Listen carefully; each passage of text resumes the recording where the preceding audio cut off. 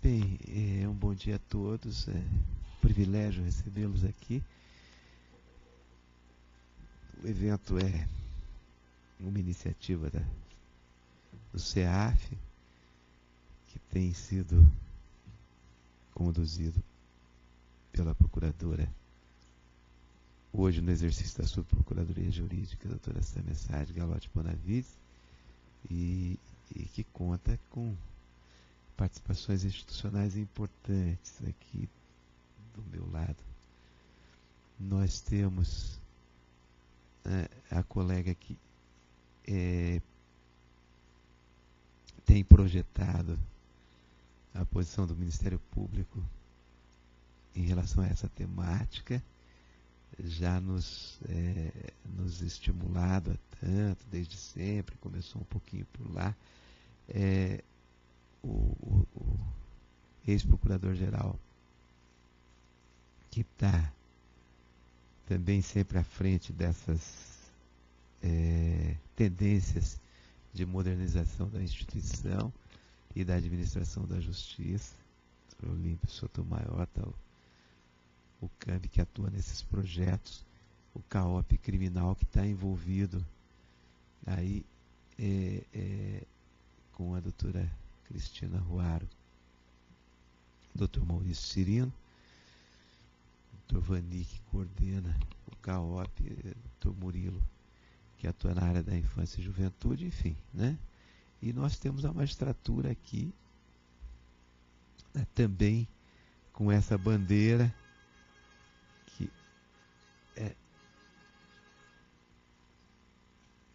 depois eles falam, né? Com essa bandeira que é já uma parceria com o Ministério Público que nós fizemos com o desembargador Roberto Bacelar, e que nos honra muito, portanto, eu diria, empreitada que nós fazemos conjuntamente. Pudemos participar ainda de uma maneira modesta, mas, né, vamos intensificar essa participação. Portanto, o Tribunal de Justiça aqui, né, nos dá as mãos e nós, né, reciprocamos, de maneira que possamos, não só nessa área, mas em outras, caminhar em direção a uma postura institucional que corresponda, né, aos anseios da sociedade brasileira que vive no Paraná. O paradigma da justiça restaurativa é para além de uma inovação no modelo da justiça tradicional que se pratica a partir do trinômio crime, criminoso, pena, daquela perspectiva exatamente de tornar ou dar muito maior visibilidade à vítima e, consequentemente, a plenitude do processo penal, né, de uma ponta à outra. A reparação do dano causado pelo crime, a dimensão conceitual do que essa reparação significa, né, muito mais do que uma mera expressão econômica, é uma reparação, né, praticamente de vida, de felicidade, né, de resgate da pessoa, da sua dignidade, tal coisa que o crime muitas vezes afeta de uma maneira tão dramática, né, nas relações sociais. E por isso que nós vamos denominar aqui, no âmbito do Ministério Público, esse projeto como Ministério Público Restaurativo, Cultura da Paz. Então, a intenção de promover essas práticas restaurativas, né, esse novo paradigma aí, tem como base, se fundamenta no debate, né, que está vivo, né, que se tensiona muito, né, sobre como as nossas instituições, que integram o sistema de justiça devem se comportar, né? Porque nós alimentamos durante muito tempo aquela velha visão maniqueísta, né, da oposição entre o criminoso, né, e o sistema de justiça, ou seja, né, a nossa função estatal seria a função de reconhecer o perigoso, né, o inimigo, o mal, o cancro, que deve ser extirpado do terreno social, do tecido social, e nós, o lado bom da sociedade, né, representamos então a pureza personificada, a encarnação.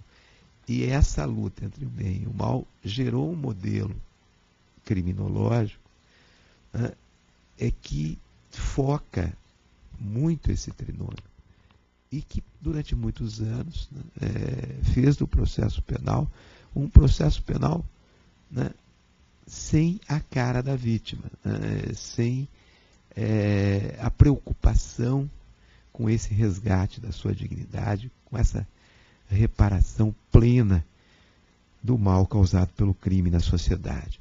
Então, essa nova visão em que você coloca, né, objetivos reais do sistema, para além desses objetivos meramente aparentes, que sempre nos passaram aí nos bancos escolares, né, faz com que a gente possa ter uma outra visão do sistema de justiça penal, né? E a paradigma da justiça restaurativa busca, portanto, a satisfação,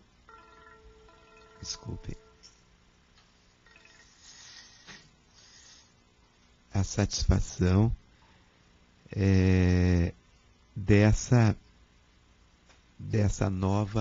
desse novo retrato, vamos dizer assim, do crime, né? Um retrato que contempla, né, a moldura toda, não é isso? Não só parte dela, né? Com a conscientização dos atores como protagonistas, né, de justiça, da consubstancialidade da justiça, não de uma justiça formal, né?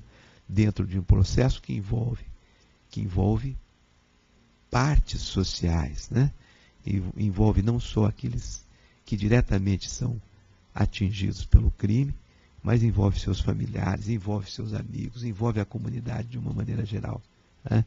Então, o que se objetiva com essa metodologia, com essa proposta, que é exatamente fazer justiça numa só palavra, né? Oportunizar que as pessoas se sintam satisfeitas pela solução ofertada, de uma maneira plena, né?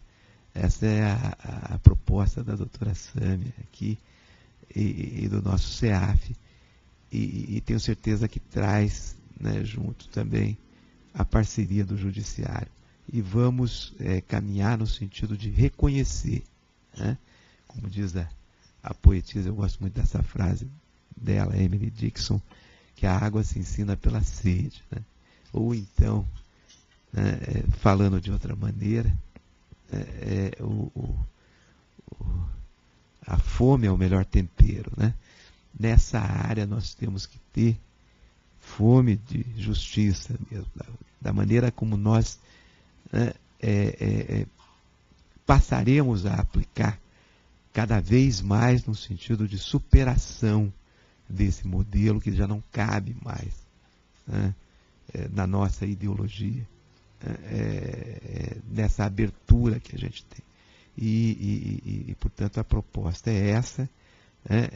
Eu sempre falo que nós podemos associar, que eu como homem de fé faço, né, muitas das pregações da bem-aventurança, a boa causa, né, do Ministério Público, o seu perfil constitucional que ele deu ao legislador de 88, e também nesse segmento do Judiciário que tem essa preocupação social por todos. O Roberto Bacelar está aqui, né, como paradigma disso, como, né, como um judiciário crítico, onde há criatividade dos juízes, onde há uma politização do judiciário, um ativismo judicial no sentido de você efetivamente se valer da lei para construir a cidadania, para, enfim, né? Então, com essa visão, né, e eu tenho certeza que aqui Deus vai estar do nosso lado também, né? O Deus da nossa fé.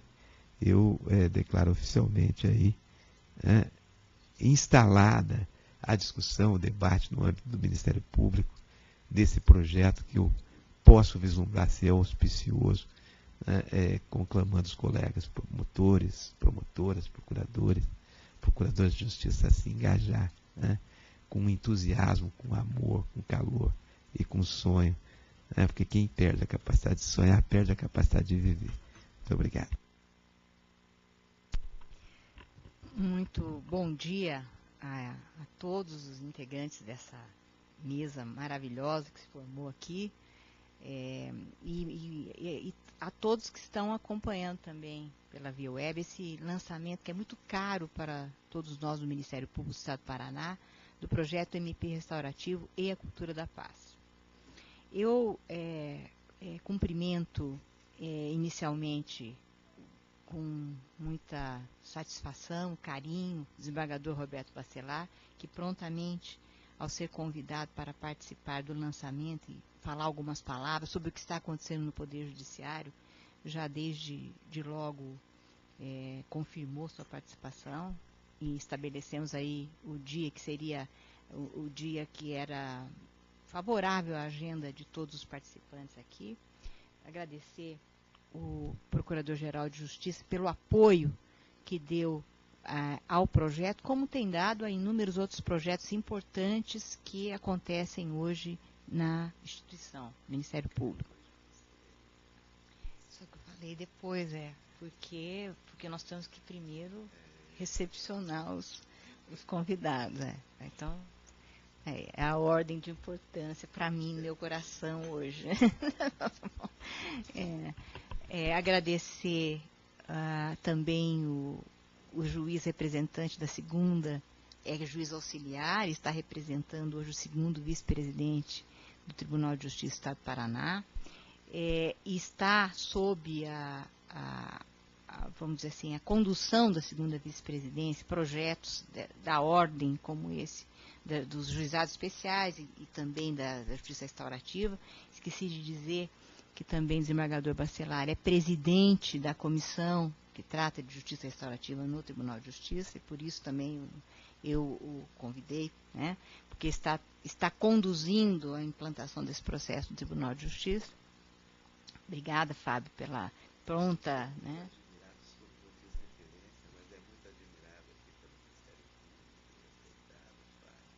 Exatamente, demais, uma pessoa, um cavalheiro acima de tudo, um grande amigo nosso, uma pessoa muito tranquila de se lidar.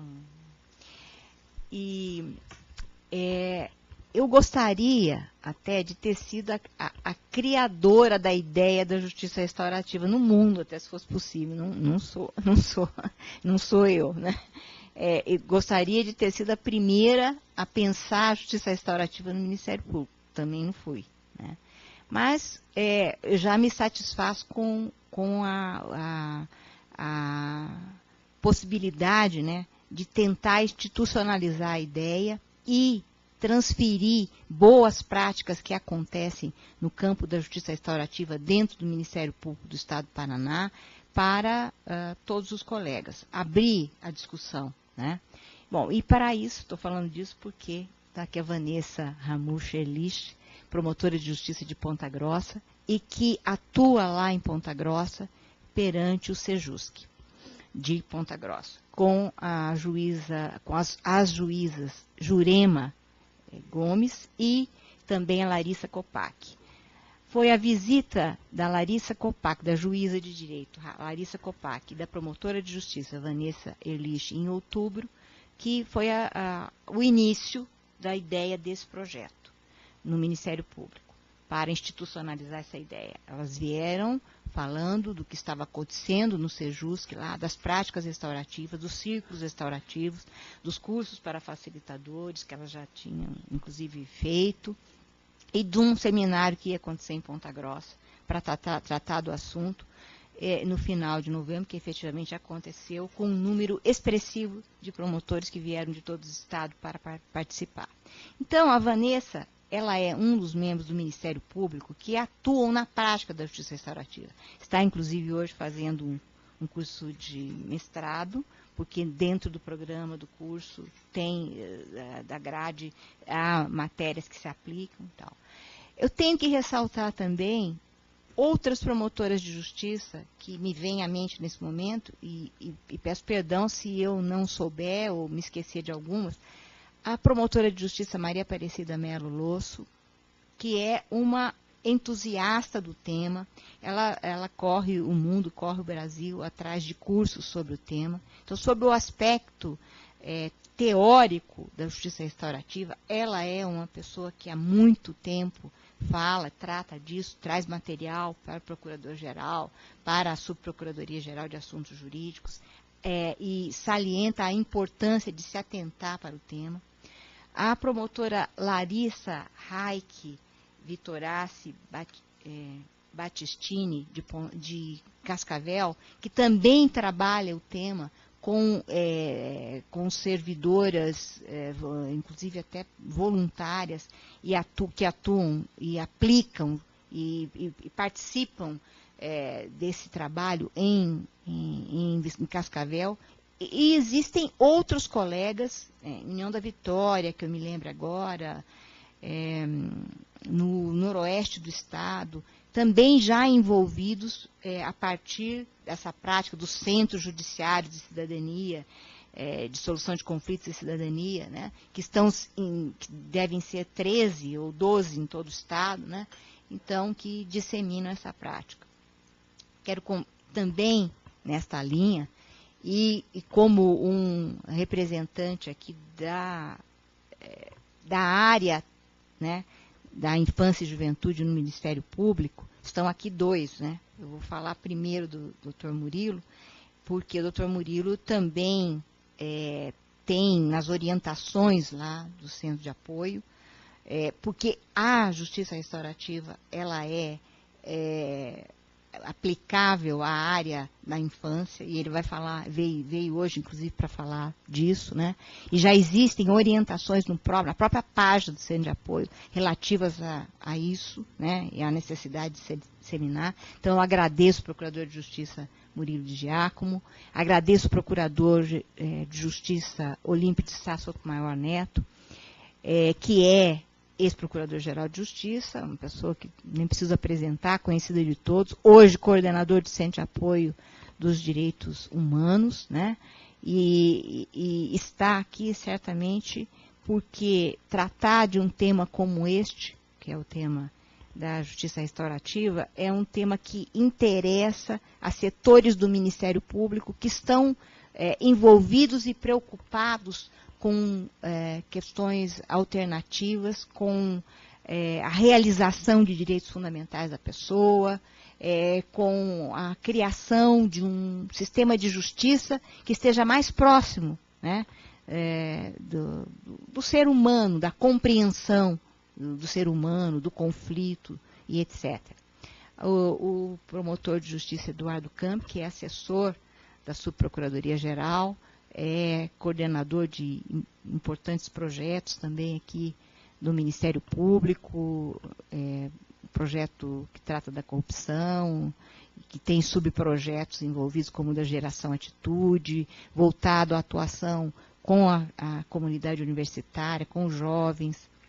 A promotora de justiça Cristina Corso Roaro, que está também coordenadora de um importante projeto na área de drogadição, que é o SEMEAR, né, mas que também está envolvida com os trabalhos do Centro de Apoio Criminal, né, e o Dr. Maurício Cirino, que tanto está envolvido com o Centro de Apoio, com a Subprocuradoria-Geral do Planejamento, e também à frente agora do Projeto Criminal, do Ministério Público, né, da continuidade desse projeto, e agradeço também a Kelly, minha assessora, que tem ajudado a desenhar o projeto e cuidar dos trâmites burocráticos dele, também da ideia que envolve a justiça restaurativa. É um trabalho, portanto, que nós vamos buscar aqui desenvolver, no sentido de buscar incentivar políticas dentro do Ministério Público, de utilização das práticas restaurativas e de uma cultura de paz, com a finalidade essencial, né, de privilegiar esses meios autocompositivos para conflitos, com o fito de diminuir a judicialização, né? Mas esse não é o foco principal, diminuir a judicialização, diminuir os processos. O foco principal, eu penso, na verdade, nós resgatarmos uma forma de solução dos conflitos que surgiu antes das formas hoje conhecidas como formas tradicionais e que envolvem um terceiro, né? Então, justamente buscar, junto ao encontro das pessoas, ao diálogo das pessoas, a solução de muitos problemas, de muitos conflitos, a solução mesmo até das práticas infracionais, pela aproximação de pessoas. Então, o fato de nós termos aqui uma mesa com representantes do Ministério Público e representantes do Poder Judiciário, isso já é muito significativo, no sentido de que a justiça restaurativa, ela se faz pelo encontro, ela se faz pela aproximação, ela se faz pelo diálogo, né? E o que nós queremos é aproximar as instituições. É uma pena eu ter esquecido de trazer aqui hoje alguém da Defensoria também, porque nós temos que aproximar as instituições e fazer com que elas dialoguem fórmulas e formas e metodologias alternativas, né? Para ofertar para às pessoas um método que seja, como é o caso da justiça restaurativa, mais educativo, que tem uma maior carga recuperativa, né? Quando se abordam, por exemplo, questões relacionadas a práticas infracionais, por exemplo, para jovens adolescentes, ou práticas infracionais praticadas pelos que são imputáveis também, né? Há um vasto campo de uma boa efetividade na área do direito de família. Enfim, há um vasto rol de uma boa aquisição de mecanismos que contribuam para uma educação pacificadora e uma cultura de paz, o que justifica o nome deste projeto que está sendo lançado aqui hoje. Haveria muito para falar, mas é preferível que o projeto vá se esclarecendo, se expondo e se construindo por si próprio. Pelos depoimentos que serão aqui dados hoje, pelas boas práticas que já estão em andamento e que possam fornecer aos outros um bom feedback de retorno positivo que se espera quando os problemas passam a ser abordados por vieses diferentes dos tradicionais que já claramente se esgotaram, né? Os sistemas conhecidos de efetivação dos direitos através dos tempos, eles podem ser classificados de duas formas. Aqueles sem a intervenção de terceiros e com a intervenção de terceiros. Sem a intervenção de terceiros, autotutela, autocomposição. Com a intervenção de terceiros, hoje, basicamente, nós temos que falar da jurisdição, né? Com isso, de muitos anos para cá, nós passamos a depositar toda a expectativa e toda a carga de responsabilidade sobre o sistema jurisdicional mesmo, né? E isso levou a uma crise sem precedentes, que já foi bem identificada, né? Com a carga que até se aprofundou através dos tempos nos anos 80. Me lembro bem, no final dos anos 80, eu estava fazendo um curso na Universidade de Coimbra, me lembro perfeitamente do dia em que o professor Figueiredo Dias sentou-se na mesa, numa mesa parecida com essa, em que ele sentava com os seus alunos e disse assim, ele disse uma frase que aquilo para mim foi uma coisa absolutamente impactante. Ele falou, o sistema de justiça está falido. Não há mais saída para o sistema de justiça. A única saída que existe é a participação social. E aquilo para mim foi uma coisa assim tão impactante, mas foi impactante pelo fato de que a gente pensa, como é que eu não pensei nisso antes, né? Porque a gente fica envolvido, na verdade, em torno de daquilo que está acontecendo sem pensar em outras fórmulas, né? E a partir dali,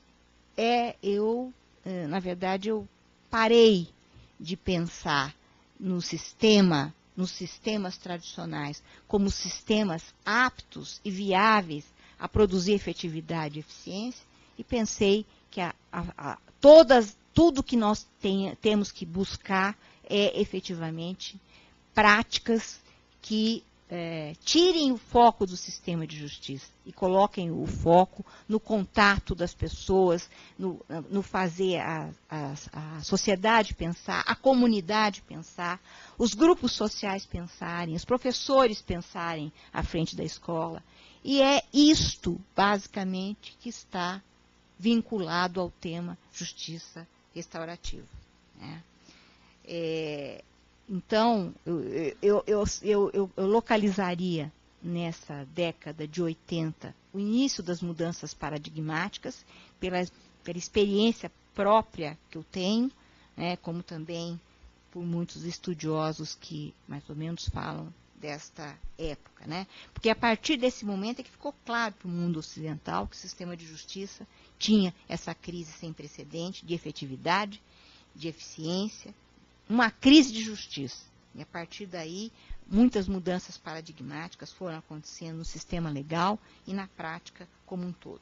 Atualmente, o CNJ já editou em 2009, 2010 a resolução 125 para estimular, acho que foi 2010, né? Para estimular as práticas autocompositivas. E o ano passado, o CNMP editou a resolução 118, de 1º de dezembro de 2014, que dispõe sobre a Política Nacional de Incentivo à Autocomposição no âmbito do Ministério Público e dá outras providências. Esta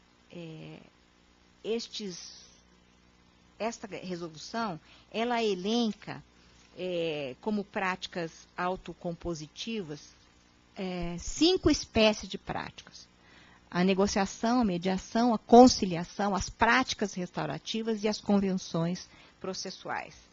A ideia é que se dissemine a capacitação de membros, os projetos para aplicação dessas práticas, enfim, o que se quer fazer, o que a resolução propõe é que se comece a realizar seminários, congressos, eventos, se promova a articulação, a integração com outros projetos já existentes, né, e políticas já existentes nessa temática, não só no Ministério Público, mas no Poder Executivo, Judiciário, Legislativo, mapear as boas práticas nessa temática, incentivar a difusão, que é então o que esse projeto MP Restaurativa e Cultura da Paz pretende fazer, expandir, institucionalizar as boas práticas já existentes, realizar pesquisas sobre a negociação, mediação, conciliação, convenções processuais, promover publicações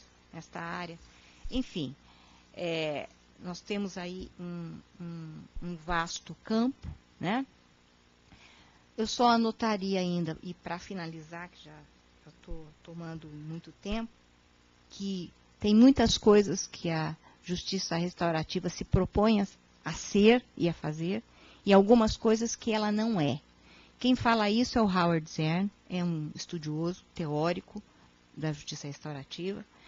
Ele salienta bem que isso não é criação dele, né? Obviamente não é criação dele, isso não é criação, não é dos Estados Unidos, não veio dos Estados Unidos. Isso é prática realizada por tribos, né, basicamente canadenses e tribos da Nova Zelândia. A partir de 1989, inclusive, a justiça restaurativa está institucionalizada na Nova Zelândia, né, a partir daquelas experiências advindas das tribos. Né. E o Howard Zern costuma dizer o seguinte, o que a justiça restaurativa não é? Ela não é perdão, ela não é reconciliação, mas ela pode levar a esse comportamento, o que é positivo. Ela não é mediação, porque no conflito mediado as partes atuam num mesmo nível ético, com responsabilidade que devem ser partilhadas. Isso nem sempre acontece num procedimento restaurativo. A justiça restaurativa, ela trabalha com o diálogo, com o encontro, mesmo que isso não se possa fazer sempre com a mesma paridade de armas. Não é seu objetivo reduzir a reincidência ou ofensas em série, mas isso pode acontecer como decorrência dela, como subproduto dela, porque ela é basicamente, antes de tudo, a coisa certa a fazer. Não se trata também de um programa específico, nem existe um modelo puro, por isso, ousar, criar, experimentar, ela é um campo de inovação, e todas as ideias que chegarem em torno disso, que ideias estas, que partam daqueles princípios que existem, ela é, isto sim, um conjunto de princípios, que partam dos princípios da justiça restaurativa, devem ser acolhidas e devem ser tentadas, né, porque ela é uma bússola, ela não é um mapa. Né? Não foi também concebida para ser aplicada só às ofensas comparativamente menores ou ofensores primários, embora seja mais fácil a gente obter o apoio comunitário, né, em programas que tratam de casos menores, isso é melhor aceito, mas pode também ser aplicada a casos de violência, de criminalidade mais grave, só sendo muito questionável, até pelo próprio Howard Zern, nos casos de violência doméstica. Não é algo novo, como eu disse, não se originou nos Estados Unidos, surgiu basicamente do legado de povos nativos da América do Norte, Canadá e Nova Zelândia, não é panaceia para todos os males, não é 100% seguro que se obtenha por meio dela a solução de todos os casos, não é alternativa ao aprisionamento, não se contrapõe necessariamente à justiça retributiva, talvez sejam necessárias práticas, experiências, reflexões para se compreender seu âmbito em nossa cultura, em nosso sistema. Ela é basicamente focada em necessidades e em papéis que são representados. Papel, principalmente, o resgate da pessoa, da vítima, né? Quando nós tratamos aí de casos penais e de infrações praticadas, por exemplo, por jovens adolescentes, a participação da vítima no processo do encontro e do diálogo. Então, é em torno dessas ideias que nós estamos aqui hoje para conversar um pouquinho, né?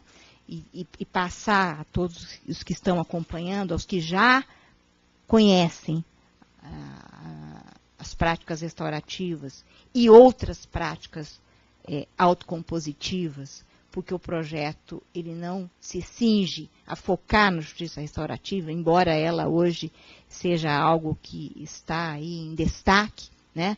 Em destaque pelo Brasil afora, citando aí a experiência bastante importante que acontece no Rio Grande do Sul, que acontece no estado de São Paulo e que está acontecendo agora também no âmbito do estado do Paraná, principalmente capitaneado aí pelo Poder Judiciário. Muito obrigada e eu passo a palavra agora ao...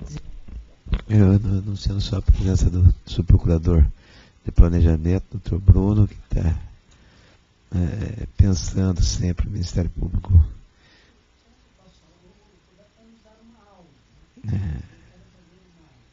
Eu quero fazer uma observação bem singela, né? Dizer, primeiro, numa retrospectiva histórica, fazer a lembrança do Leoberto, né? Ex-presidente da Associação Brasileira de Magistrados, Promotores de Justiça e Defensores Públicos, né? Da Infância e da Juventude, que há muito tempo trabalha com o tema e muitas vezes, né, eu ouvi falando e ele, Olímpia, vem aqui que eu quero te falar sobre a justiça e tal. Eu acho que é uma indicação importante de alguém que fez com que avançasse a proposta da justiça restaurativa, especialmente na área da infância e da juventude. O segundo registro histórico é da promotora de justiça Vanessa, né, e que há muito tempo também, Olímpia, precisamos implantar no Ministério Público e tal. Eu estou aqui para cumprir esse teu chamado de participar da implantação da justiça restaurativa. Terceiro, o registro de quanto que a Procuradora de Justiça Sâmia tem mesmo dado seu apoio e criado as condições necessárias para que bons projetos possam ser implementados no Ministério Público do Estado do Pará, sempre também sobre a condução do Gilberto Jacóia, que é, enfim, líder nacional do Ministério Público brasileiro. Digo duas coisas sobre a justiça restaurativa que me entusiasmam, né? A primeira, que ela significa a crença no ser humano. Ela tem na sua essência essa ideia de que aquele que teve uma ação negativa pode restabelecer-se, né, com ações positivas diante da sociedade, diante das relações interpessoais e diante da própria sociedade, né? Eu acho que isso é importante, você imaginar que você está ali com um ser humano que é resgatável para a vida social, que, enfim, pode ter conduta positiva, ainda que num determinado, quando alguém fala do adolescente em conflito com a lei, eu digo do adolescente que esteve em conflito com a lei, né? Não vai estar o resto da vida em conflito com a lei, e nem um adulto também, e por isso a possibilidade, né, de resgate dele. E o segundo aspecto, parece muito importante, que é a ideia mesmo e por isso o nome foi muito feliz, né, da pacificação social, né? De uma intervenção que possa efetivamente estabelecer essas relações de paz, né? A prestação da tutela jurisdicional, não raras vezes, e ainda que justa, né? Ainda que ela se dê aplicando com justiça, dando um resultado justo àquele caso, não consegue recompor, né, as partes do processo, a vítima e o agressor, né? Pode-se manter, ainda que tenha havido por parte do Poder Judiciário o cumprimento da sua função institucional, de dizer com justiça, né, dar uma resposta com justiça àquele caso concreto, pode permanecer o conflito, né? Então, acho que a justiça restaurativa tem essa possibilidade, né, de se buscar efetivamente a superação do conflito, né, o restabelecimento das relações, inclusive, entre as vítimas e os autores, né, de fato. Então, me entusiasma a proposta. Acho que a infância e a juventude também, né, até porque o adolescente está em peculiar fase de desenvolvimento, então nada melhor do que se possa intervir positivamente em quem se encontra nessa fase. E eu acho que para a infância e a juventude e para também a nossa justiça criminal é uma proposta que nós devemos trabalhar. Então, fazer o registro parabenizando a Vanessa por ter nos impulsionado todos, né, a dar atenção maior a esse tema. O registro foi muito bem lembrado, doutor Leoberto Brancher, porque ele foi para a gente, ele está à frente desse movimento da Associação dos Magistrados Brasileiros, na AMB, doutor Leoberto agora. Eu, inclusive, na verdade, ele é nosso convidado de carteirinha, né? Ele é convidado de carteirinha, não tem conseguido vir aqui para o Paraná, esteve em Ponta Grossa em novembro, a convite do Ministério Público, mas tem um débito conosco, até vou registrar, porque ele pode até estar assistindo, porque está acompanhando o nosso projeto aqui, que ele tem um débito conosco, mas ele publicou aí nas redes sociais um elogio ao Ministério Público do Paraná, dizendo que é o primeiro Ministério Público do Brasil que está institucionalizando o tema, né? E que, então, nós estamos saindo na frente e tal. Eu agradeci a ele, agradeço aqui novamente, mas tinha me esquecido de citar, porque, obviamente, é um amigo da primeira hora. Essa perspectiva de justiça histórica, dizer o quanto o desembargador, né, Roberto Bacelar também, né, tem sido nosso grande orientador, o nosso guru no estado do Paraná sobre esse tema. Quero dizer da minha satisfação, Jacóia, estar aqui na casa do Ministério Público, casa que me sinto em casa, né? E quero tomar liberdade. Obrigado, eu sei que também é minha casa e quero tomar liberdade de singelamente chamá-los todos de amigos, porque realmente a mesa aqui eu tenho muitos amigos, né? Então, olho de lado a lado aí, né? Jacóia, Sâmia, Vanessa, Fábio, Olímpio, o Eduardo, né? Muitos projetos já juntos, né, Eduardo? O Bruno também, desde Londrina, né, Bruno? Muitos projetos. Murilo, da área da infância aí, que no interior, ele no interior também, a gente trocava algumas vezes e-mails aí, algumas vezes, a Cristina, né? O Maurício. São pessoas que institucionalmente a gente já se relaciona há muito tempo, né? Os promotores de justiça que estão aí nos ouvindo lá e acompanhando esse projeto.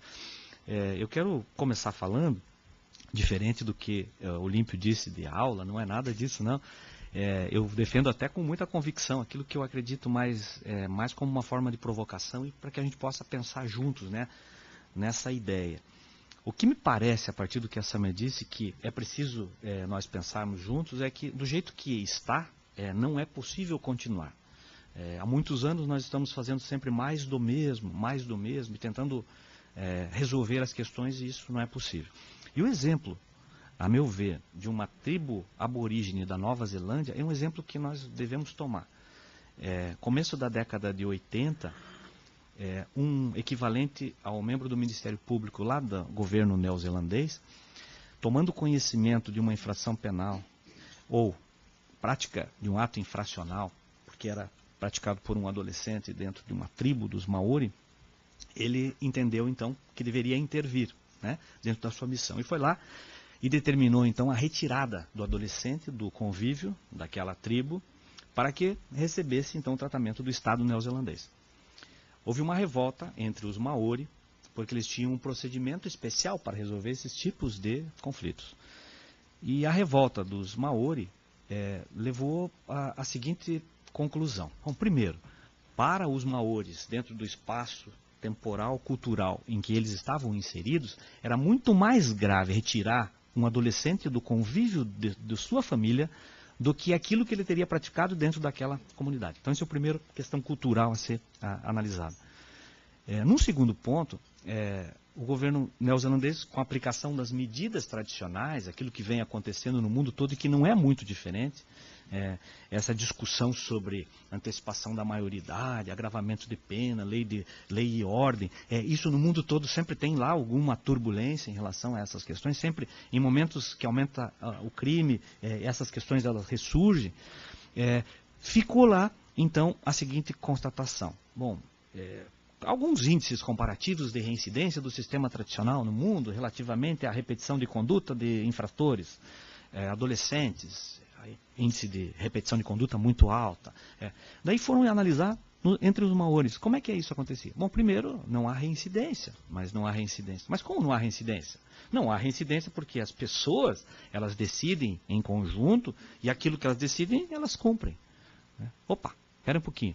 E aí, em 1989, como a Sâmia lembrou, o governo neozelandês aplica as práticas dos aborígenes no governo, como uma regra de solução de conflitos. O que muda nessa perspectiva? Em determinado momento, nós, Estado, que nós somos Estado, e o povo quando procura o Estado, nós assumimos uma responsabilidade, que veio historicamente com alguma justificativa, de substituir a vontade das pessoas e aplicar a lei ao caso concreto. Então, eu como juiz, a partir de que eu venda, Carnilute, Calamandrei, eu vou lá buscar o juiz, substitui a vontade das pessoas, aplica a lei ao caso concreto e faz justiça. Nós temos que parar para pensar se isso hoje é verdadeiro ainda. Substituir a vontade das pessoas. Então, hoje se fala muito em empoderamento da justiça restaurativa. Eu costumo dizer que não gosto da palavra empoderamento, porque eu não tenho que dar poder ao povo para resolver os seus conflitos, porque esse poder ele sempre teve. Eu tenho que devolver a ele esse poder, que ele sempre teve de resolver os seus conflitos. Em 1970, em Londrina aqui, primeiro congresso sobre vitimologia. Começou a se pensar um pouquinho, foi a origem disso, foi aqui no Paraná, em Londrina, 1972. Falava sobre vitimologia. Os penalistas na época pensavam assim, mas como que a vítima percebe o conflito e como que ela pode evitar de ser vítima? Essa pergunta nunca foi respondida até hoje. Então, as vítimas, em geral, elas participam do processo e nós, membros do Estado, trazemos as testemunhas e ouvimos a vítima com o seu depoimento E quanto pior for o depoimento da vítima contra o acusado, melhor é a justiça criminal. Quanto pior forem os depoimentos contra o acusado, melhor. Parece uma impressão cultural. Fazer mal àquele que responde a uma infração penal faz bem à sociedade, alivia a sociedade. Será? Ponto de interrogação relativamente a isso. Há muito tempo a gente tem que refletir sobre essas questões. Hoje, a justiça restaurativa está dando uma virada nisso. A minha profissão como magistrado e a profissão dos promotores de justiça da pós-modernidade, eu falo pós-modernidade porque tem que ter uma mudança nisso. É o juiz e o promotor da pós-modernidade, é o advogado da pós-modernidade. Os promotores são a força propulsora de uma nova interpretação. E o juiz vai ter que aplicar agora não mais a lei ao caso concreto, vai ter que ser intérprete de princípios constitucionais. Isso tem que fazer sentido para as pessoas, não adianta mais ficar aplicando a lei ao caso concreto. A visão de holofote, eu sempre brinco com aquela luzinha laser, eu ilumino e digo assim, o que não está nos autos de processo não está no mundo. E eu ilumino. E a justiça não está nos autos de processo muitas vezes, porque a justiça ela tem que ter a participação das pessoas, um processo justo, e o valor de justiça só se alcança com a participação. Portanto, todo sentido faz a expressão do professor quando diz que não há justiça sem a participação da sociedade. Hoje, muitas pesquisas são interligadas, mas todas elas com uma visão de um promotor da pós-modernidade, de um juiz da pós-modernidade, de um advogado com uma visão transdisciplinar. Chega de pensar só o direito e achar que fazer justiça aplicando a lei ao caso concreto. Matar processo não é resolver conflitos, é isso que a gente tem que pensar. Eu tenho lá um número, eu tenho que cumprir as metas do Conselho Nacional do Ministério Público, eu tenho que cumprir as metas do Conselho Nacional de Justiça, e, portanto, eu mato processos, e fico matando processos. E eu pergunto para as pessoas, faz sentido para vocês? Não faz sentido, porque a pessoa não participa do processo, ela não sabe o que é processo. Howard Zer, ele diz assim, em determinado momento da pesquisa dele, diz assim, a vítima precisa perguntar assim, por que foi comigo? Por que esse cidadão foi na minha casa e me agrediu? O que eu posso fazer para evitar que isso aconteça novamente? E ele começa a pensar, segundo a cabeça da vítima. E muitas vezes é isso que a vítima precisa. Ela não precisa de uma resposta punitiva só do Estado, de aplicar a lei ao caso concreto. Na área da infância, na área, quaisquer áreas do direito. Ela precisa entender o que está acontecendo. Por quê? Tem que fazer sentido para ela aquilo que está acontecendo. Eu falava esses dias, a Sâmia e eu participamos da audiência pública, e a gente falava de algumas questões simples, assim, que aconteceu até com um amigo, e que ele me ligou e disse assim, entrou o ladrão na minha casa, bateram no meu pai com uma coronhada na cabeça, me bateram, me deixaram no chão, pisaram na minha cabeça, e agora eu recebo uma intimação para ir depor e para ir reconhecer os réus. Eu estou desesperado, eu não sei o que eu faço. Era essa a... E aí a gente tem, dentro da justiça restaurativa, que acontece no Canadá, na Nova Zelândia, nos Estados Unidos, em vários países hoje existe, essa cultura de tentar entender o que está acontecendo segundo vários prismas, né? Leonardo Boff dizia, todo ponto de vista é a vista de um ponto, né? Você tem que tentar achar essa perspectiva da vítima, e aí ele dizia então do desespero dele, né? De ir lá depor e reconhecer a pessoa. Aí eu corri o risco, porque na justiça restaurativa a gente trabalha com pré-círculos, no modelo circular. Primeiro você analisa o caso. O círculo, o desenvolvimento de uma conversa organizada, onde cada um fala na sua vez, a fala, a escuta e a decisão refletida a cada passo, todo mundo participando disso. E depois o pós-círculo, para ver o que aconteceu depois. Diferente da justiça tradicional, que depois lava as mãos, né? Eu já fiz a minha parte, agora o resto que se dane. E não pode ser assim, né? Nós temos que tentar começar a imaginar outras formas. Mas, voltando ao caso do meu amigo. Então, ele desesperado em relação a isso. A justiça restaurativa primeiro avaliaria o caso para ver as condições. Eu não avaliei nada. Ele disse, eu estou com medo, eu não quero ir. Eu vi quem era o juiz conhecido meu, liguei para ele e falei assim, eu gostaria que você fizesse algumas perguntas. Você tem a sala espelho? Tenho. Ponha esse meu amigo fora da sala espelho, antes dele depor, e faça algumas perguntas para o réu. Né? Por exemplo, pergunte para ele assim, por que eles foram naquela casa? Por que estão perseguindo essas pessoas? Por que agrediram as pessoas? Só pergunte, faça essas 3 perguntas. Bom, e a gente tem, pelo conhecimento próprio, juiz, promotor de justiça, advogado que atua na área criminal, que normalmente esses crimes não tem a ver com a pessoa. Exceto o vigia que trabalhou lá e foi maltratado pelo patrão. São excepcionais essas questões. Bom, daí ela fez a pergunta, o juiz fez as perguntas e a resposta foi, O portão estava aberto, não tinha arame e não tinha alarme. Eu chutei a porta, eu vi que a porta era fraca. E aí eu peguei o meu e abri a porta. Por que você agrediu as pessoas? Eu achei que eles iam reagir. Você sabe onde é que fica a casa? Não tenho a menor ideia. Você está perseguindo? Eu não sei quem são as pessoas. E aí, com essa resposta, a vítima se tranquilizou, passou a viver. Isso tem acontecido na justiça restaurativa no mundo todo. Essa mesma situação. A vítima precisava apenas dessa informação e que o Estado, eu vou falar aqui uma expressão, não me leve a mal, o Estado ignorante. Nós, Estado ignorante, que ignora aquilo que é a necessidade da vítima. Nós não nos preocupamos com isso. Nós nos preocupamos em focar ao processo. Porque não está nos autos de processo, não está no mundo. E se alguém for falar alguma coisa, doutor, eu queria saber. Não, só que não está nos autos de processo. Isso é, do ponto de vista da vítima, realmente frustrante. Porque nós estamos ali para dar uma resposta à sociedade. E nós estamos matando o processo, cumprindo metas do CNJ, do Conselho Nacional do Ministério Público, e, na verdade, não estamos dando uma resposta efetiva. Então, a proposta e a provocação que faço a todos, e falava Olímpio e Eunício que longe de querer falar como professor ou ensinar qualquer coisa, mas é uma provocação mesmo. Para nós, profissionais da pós-modernidade, nesse nosso momento histórico que nós estamos vivendo, nós temos que levantar as mãos para o céu e dizer, ainda bem que temos apoio das cúpulas do Tribunal de Justiça, da cúpula do Ministério Público, da OAB, para poder desenvolver um projeto que possa fazer sentido. Eu não me sinto juiz aplicando a lei ao caso concreto sem que isso faça sentido para as pessoas. E acredito que muitos promotores de justiça e muitos juízes também tenham essa percepção. Tem que fazer sentido para as pessoas. Se nós pudermos fazer isso, aí sim nós vamos ser verdadeiros profissionais. Vamos poder dizer, eu tenho orgulho de ser magistrado, você que está nos ouvindo aí, né, e todos nós, tem orgulho de ser promotor de justiça, porque eu estou fazendo a diferença na vida das pessoas. Eu estou fazendo alguma coisa que faz sentido para as pessoas. Era essa a minha provocação inicial. Para uma mesa redonda, eu acho que nada melhor do que provocar, né? Porque provocar gera e estimula o debate. Obrigado pelo acolhimento do Ministério Público nesse momento. Muito obrigada, Roberto. Vanessa. Eu cumprimento com carinho todos os que estão nesta mesa, cumprimento também aqueles que nos assistem neste momento.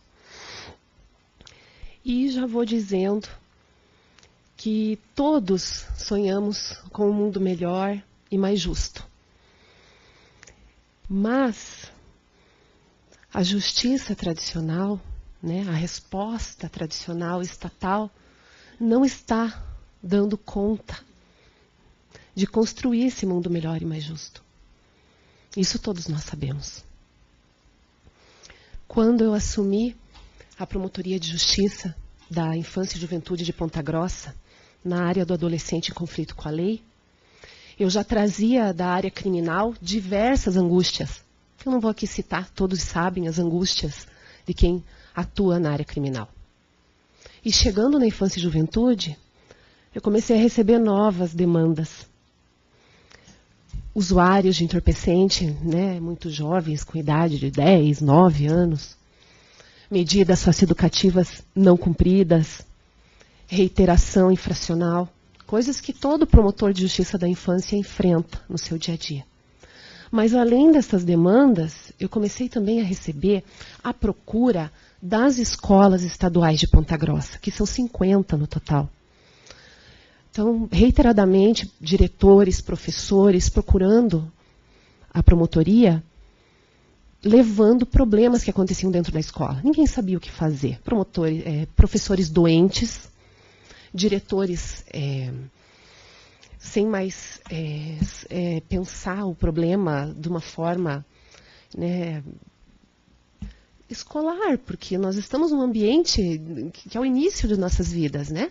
Diretores só pensando em chamar a patrulha, levar o adolescente apreendido, uma visão totalmente repressora, né, dentro da escola. E eles começaram, então, a me convidar para participar das reuniões pedagógicas. Eu não participei de nenhuma. Eu não me sentia, né, capaz de orientar a escola numa reunião pedagógica, não é o papel do promotor de justiça. E eu já vinha participando das questões escolares através de palestras, através de projetos. E, inclusive, nós desenvolvemos em Ponta Grossa um projeto que chama Ministério Público nas Escolas. Nós vamos fazemos palestras, eu e a outra promotora da infância, da área protetiva. Então, esse é o papel que eu me sentia na época, né, na condição de fazer. Mas aquilo me deixou mais angustiada ainda. Né? Fiz o caminho normal, né, de um promotor. Eu fui falar com a juíza da Infância e Juventude, doutora Larissa Kopak Muniz, e disse para ela, nós estamos com esse problema, nós temos que fazer alguma coisa. Né? Não sei o quê, mas nós temos que fazer alguma coisa. E essa conversa, né, foi... quem participou dessa conversa foi a juíza substituta de Ponta Grossa, a doutora Heloísa Milak, e ela me entregou um livro chamado Justiça Restaurativa, do Howard Zer. Quando eu olhei aquilo, confesso, eu olhei aquele nome e falei, brincadeira, né? Vejam, eu assumi a promotoria em abril de 2013. Então já existia o SINASE. E eu confesso, o SINASE tornou lei, né, as práticas restaurativas. Mas eu nem me ative aquelas duas palavrinhas lá no meio da lei do SINASE. A ONU já recomendava o uso de práticas restaurativas mundialmente. O Brasil já fazia isso desde 2000. O caso zero do Rio Grande do Sul data de 2002, se não me engano. O mundo já faz isso, como foi trazido aqui pelo desembargador Roberto. E eu, na minha ignorância, no meu preconceito, naquela minha formatação de 17 anos de Ministério Público, com rigidez, eu disse, isso aí é um absurdo. Mas ela disse, leia. E confiando, né, na doutora Heloísa, que é uma pessoa competentíssima, eu li o livro e mudou a minha visão, mudou a minha forma de pensar a justiça, mudou a minha vida. A partir dali, então, eu descobri o que eu ia fazer com as escolas. Eu descobri o que as escolas poderiam fazer para dentro do no seu reduto, trabalhar os seus problemas. Com conversas, com diálogo, com o reconhecimento um do outro. Né? Então, nós começamos todo um trabalho, a gente vai desenvolver isso nas escolas. Fomos atrás da fonte no Brasil, que é o Rio Grande do Sul. O Rio Grande do Sul é referência, né, no Brasil. E fomos conhecer, buscar e rapidamente foi escrito um projeto que foi apresentado ao Tribunal de Justiça e eles aprovaram. Acabaram aprovando uma capacitação em Justiça Restaurativa para Ponta Grossa. E eu fui agraciada, né, com uma vaga, pude levar minha assessora também para participar, fiz a capacitação. E durante a capacitação, nós já fomos percebendo que aquilo não era só para as escolas. Que aquela ideia, aquele princípio todo, poderia ser aplicado em qualquer conflito. Na linguagem do Howard Zer, em qualquer dano, em qualquer consequência do dano. E aí se abriu um leque.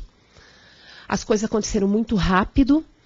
O Tribunal de Justiça imediatamente criou uma comissão para trabalhar as práticas restaurativas, para pensar institucionalmente as práticas restaurativas. Eu participei desde o início dessa comissão e, ao lado disso, já se pensou nas práticas concretas, o que seria feito a nível de Poder Judiciário paranaense para já começar imediatamente a aplicação dessas práticas. Na capacitação, me acompanharam 13 juízes e alguns servidores do Tribunal de Justiça. Confesso que não foi fácil, né? O Fábio Brandão era um desses juízes. Não foi fácil, né, participar, eles judiaram bastante de mim, no bom sentido. E o tribunal, então, rapidamente começou a pensar a forma de aplicação, e o reduto para isso foi o Sejusc, que também já era, né, orientação do CNJ, da criação, mas eu também nunca tinha ouvido falar em Sejusc, eu confesso. Né? O Sejusc, então, é o Centro Judiciário de Solução de Conflitos e Cidadania. Ele vai trabalhar com conciliação, com mediação e com práticas restaurativas. No Paraná já havia alguns Sejuscs, mas eram focados nos dois primeiros braços, né? Conciliação e mediação. Nenhum trabalhava com restaurativa.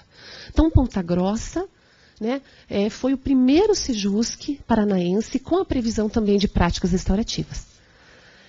Eu fui designada pela Procuradoria como promotora de justiça que atua no Sejusc, então venho acompanhando os casos que lá correm, né, com a aplicação dessas práticas.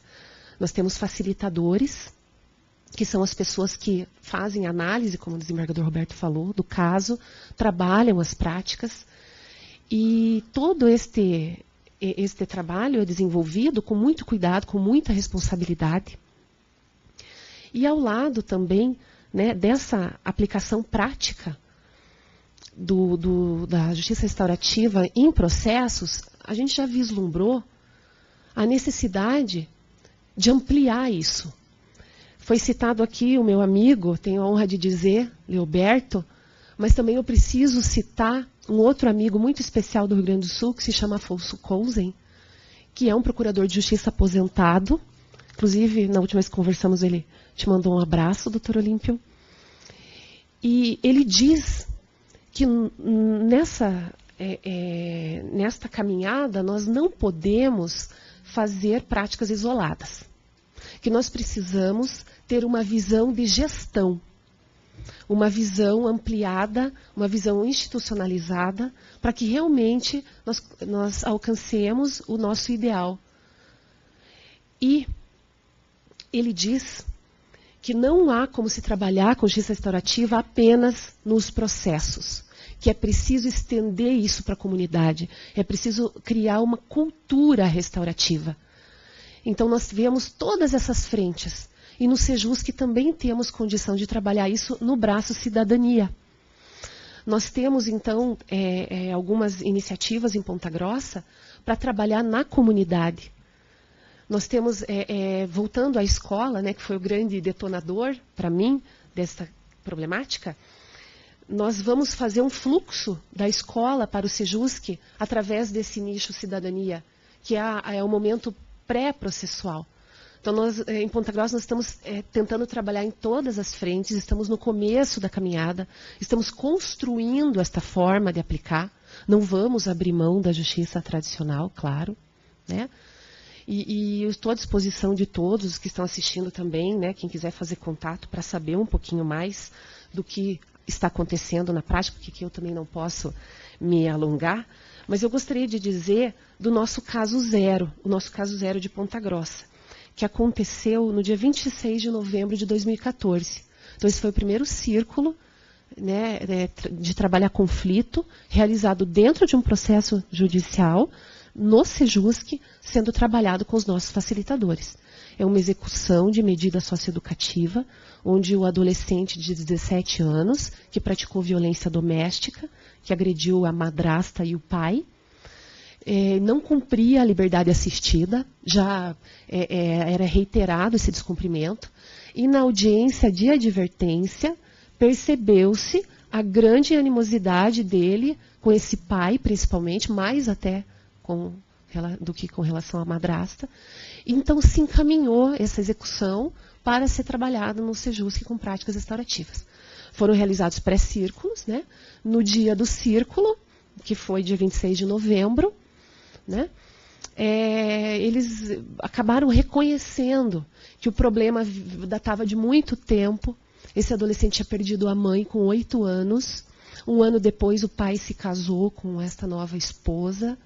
E ele realmente não conseguiu aceitar tudo aquilo. E o pai reconheceu que não tinha ficado próximo dele também todo esse tempo. Então, eles acabaram ali resgatando o relacionamento. Nós acompanhamos esse caso depois. E agora, dia 2 de abril, ele conseguiu encerrar a liberdade assistida, né? Um dos compromissos do círculo foi que ele cumpriria a medida, porque ele disse que não cumpria, porque ele queria fazer tudo errado para, entre aspas, atazanar o pai, né? Então, ele cumpriu a medida adequadamente, ele está matriculado e frequentando a escola, e esse, né, caso zero nosso já está encerrado. Claro que, a princípio, parece simples, né, esse caso. Mas, se nós não tivéssemos tido essa visão, talvez essa medida nunca fosse cumprida, ele sairia com uma ideia errada de responsabilidade, né? E nós teríamos mais um fracasso para aumentar a nossa angústia, né, doutor? E pelo equívoco contemplado no Estatuto, né, o descumprimento reiterado e injustificado poderia, né, infelizmente, tem gente que aplica essa regra que é equivocada, encaminhar para a internação, né?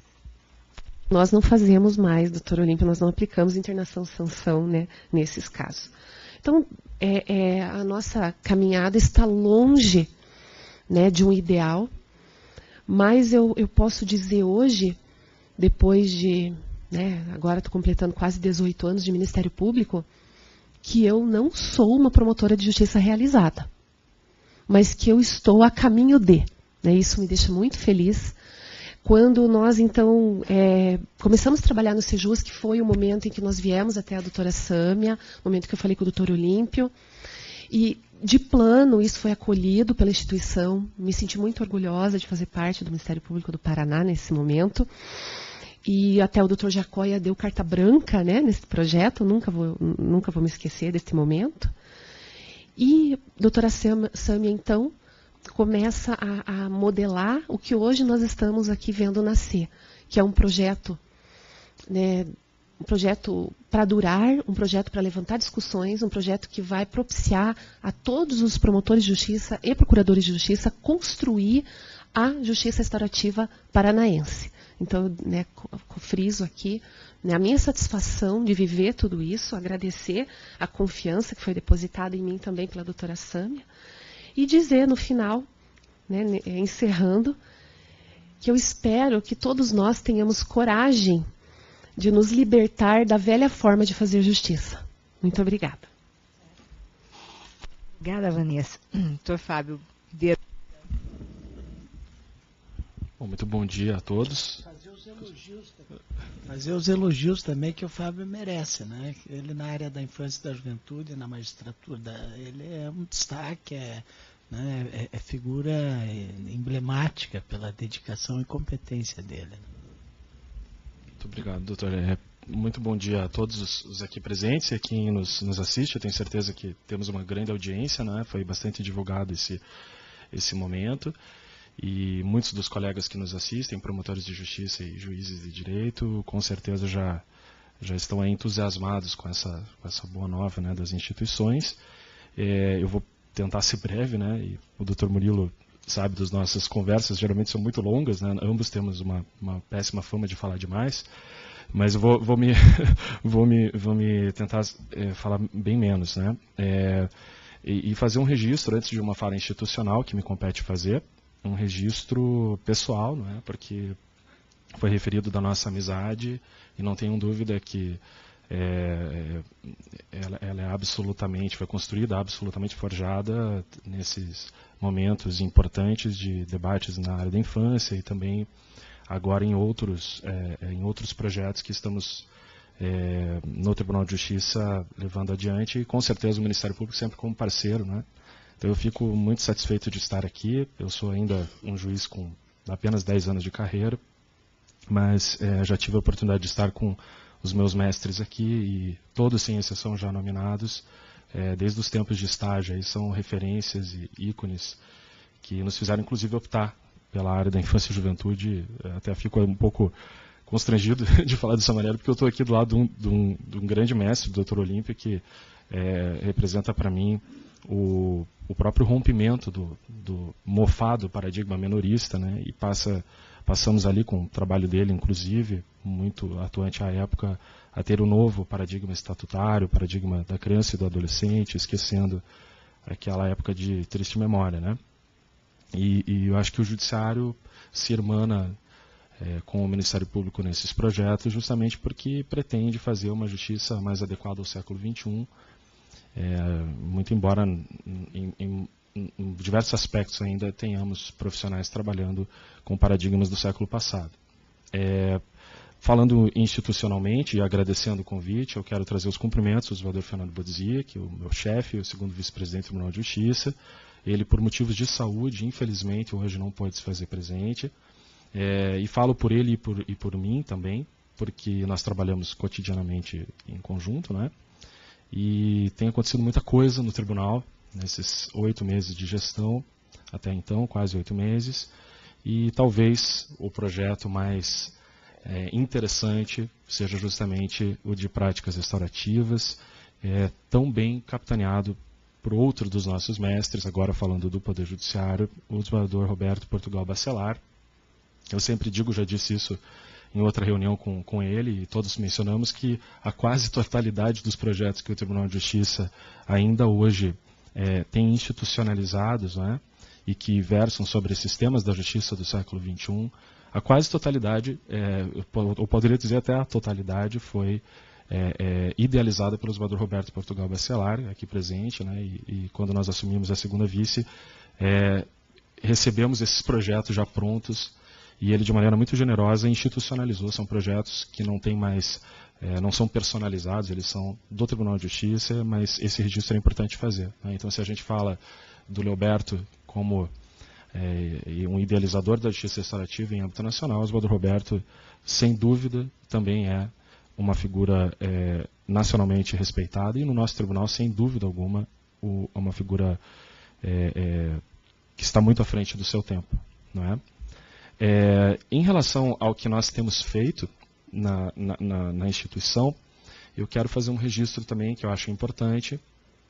Recentemente, inclusive por provocação do Oswaldo Roberto, que está capitaneando essa comissão interessantíssima, já vou falar dela, nós tivemos a institucionalização, ou seja, isso é uma parte até meio burocrática, é até ruim de falar assim, porque a burocracia gera uma série de problemas, né, ainda mais numa área tão horizontal como é essa discussão restaurativa.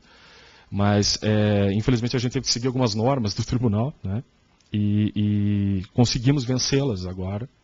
E o Tribunal de Justiça, no seu conselho responsável pela autocomposição, que é o NUPEMEC, é um nome esquisito, né? Que é justamente o núcleo permanente de métodos de solução de conflitos e cidadania, né? E que coordena o trabalho dos SEJUSCs em todo o Brasil, e nos tribunais, cada tribunal tem um NUPEMEC, que é presidido pelo Oswaldo Fernando.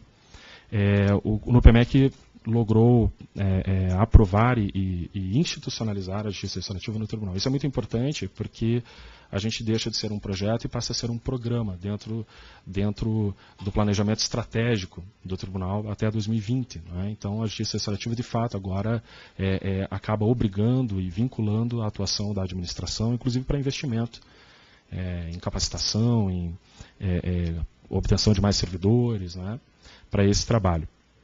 E a gente está muito feliz com essa notícia. Foi uma luta um pouco árdua ali para isso já acontecer rápido, né? As coisas nem sempre acontecem na velocidade que nós pretendemos.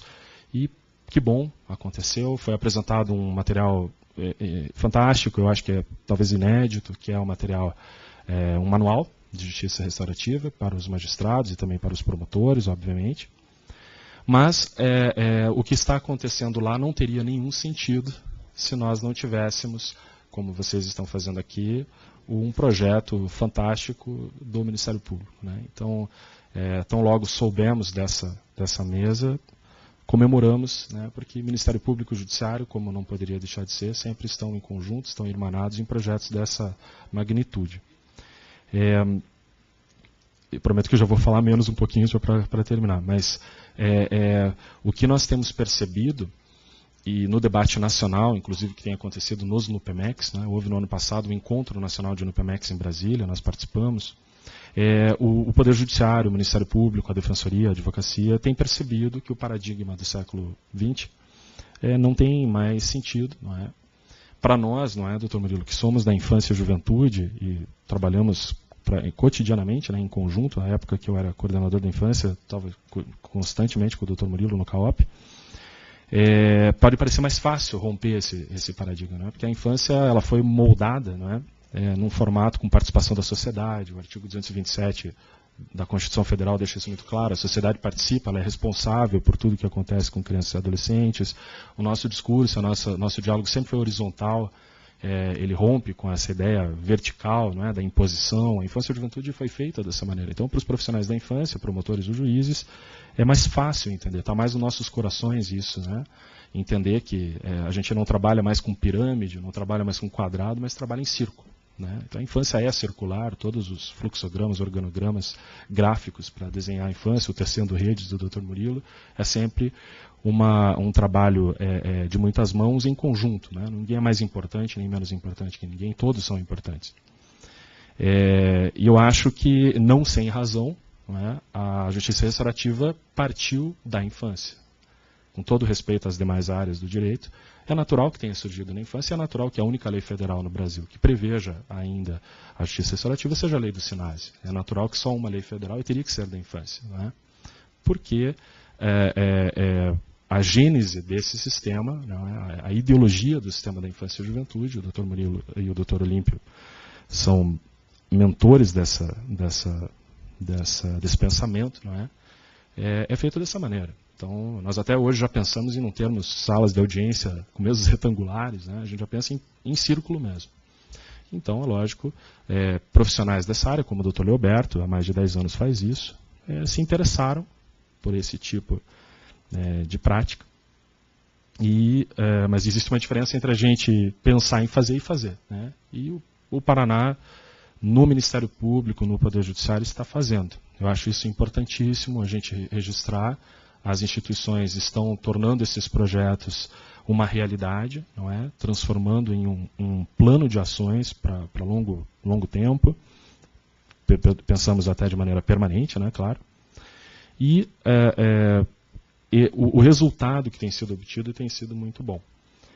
Existe um aspecto que não pode deixar de ser registrado, e aqui a doutora Vanessa, eu acho que personifica, os colegas que estão nos ouvindo, com certeza se sentirão representados por ela aqui, porque esse é um dos raros projetos, pelo menos do meu conhecimento, no Poder Judiciário, e no Ministério Público talvez seja da mesma forma, que se legitima pelo fato de ter surgido da base, né? Então nós, promotores e juízes, buscamos esse conhecimento e encaminhamos esse conhecimento para as nossas instituições, né? No tribunal tem acontecido muito de recebemos ordens do CNJ, né? Então nós fazemos algo sob comando nacional.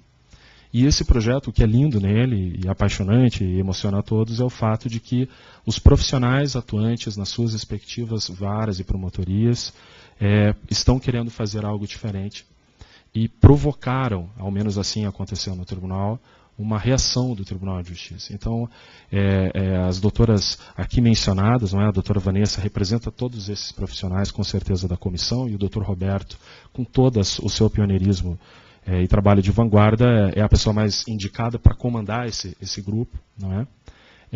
Mas todos eles, eu não queria nem nominar todos, porque posso cometer uma injustiça, né? Mas sem dúvida alguma, o trabalho partindo das juízas que estavam em contato com a doutora Vanessa em Ponta Grossa, depois gerou frutos fantásticos em várias comarcas do estado. Então hoje nós temos uma abrangência de praticamente todas as principais comarcas do estado, com um trabalho restaurativo, mesmo em lugares onde ainda, infelizmente, por falha nossa, não há Sejusc. Nós temos agora 16 Sejuscs instalados e uma meta institucional de instalar 17 neste ano.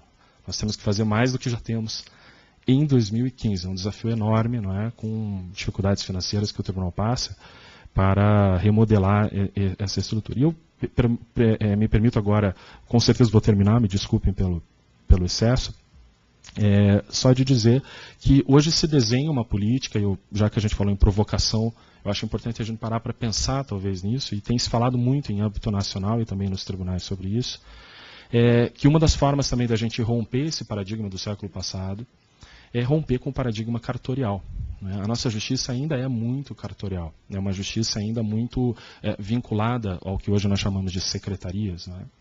E hoje já se fala, dentro desse novo modelo, com o Código de Processo Civil recém-aprovado, que está em vacácio, no ano que vem essa realidade será a imposição de lei federal, né? Todas as comarcas, ou até varas, têm que ter um centro de autocomposição. Isso passa a ser uma etapa obrigatória no procedimento, né, na área civil. Não há mais, então, falar em secretarias ou cartórios que apenas passam andamentos de processo para advogados. Nós temos recebido comunicações diárias da OAB, dizendo que aqui em Curitiba, no Fórum Civil, hoje chega a 25% do que havia há 2 anos o acesso de advogados e estagiários de advogados a informações processuais, porque o ProJude é uma realidade, né? Então, nós não temos por que ir ao fórum mais. Então, alguns servidores, alguns magistrados ainda estão naquele modelo anterior, o modelo de passar dados, dizer que o processo está com o juiz ou com quem quer que seja, mas esse servidor, esse magistrado, ao que parece, deverá, em pouco tempo, se tornar um mediador. né? E a justiça restaurativa entra nesse modelo. Nós imaginamos no futuro, não sei se é um sonho distante, uma justiça em que todos os servidores de uma determinada unidade sejam ótimos mediadores, sem exceção, né?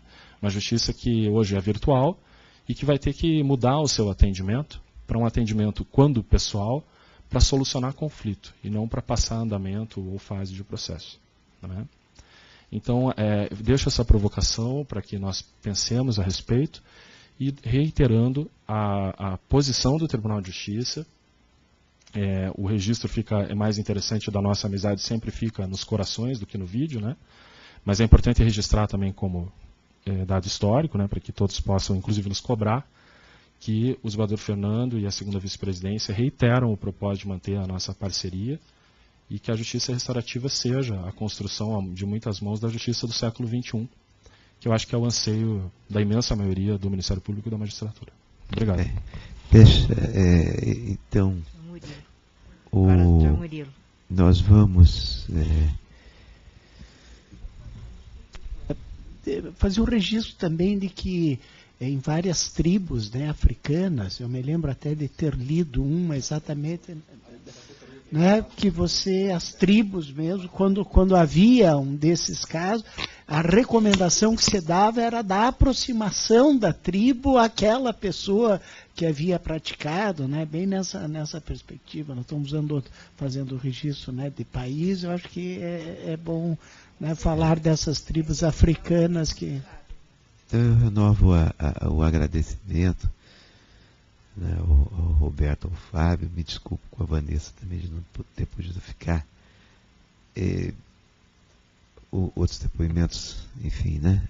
O Murilo quer falar, mas a ideia é essa. Nós estamos aqui no Ministério Público. Roberto, quero pedir que levem ao Fernando Bodziak, né, nosso caloroso abraço institucional. Ele é alguém também aqui muito admirado. Fernando, né, é determinado em relação aos seus objetivos e nessa área somos muito próximos a ele, né? A ideia é, para os colegas que estão nos ouvindo, principalmente, de start, de lançamento, portanto, né, início, né, e de né, estímulo à participação de todos, né? Eu acho que nós só podemos fazer desse projeto realidade se todos estiverem, né, sensibilizados. É isso que o Fábio falou, né, se tocar o coração de cada um, porque para muito além, né, das nossas enormes incumbências burocráticas no processo tradicional que ainda prossegue, e a gente tem que dar conta, enfim, dar cabo. Aqui tem algo que diz mais a respeito ao aspecto monocórdico mesmo da nossa vocação de quem investe a alma do promotor e do juiz das boas causas. Então é isso, né? O lançamento aqui do projeto. Agora está aqui o subprocurador de planejamento também,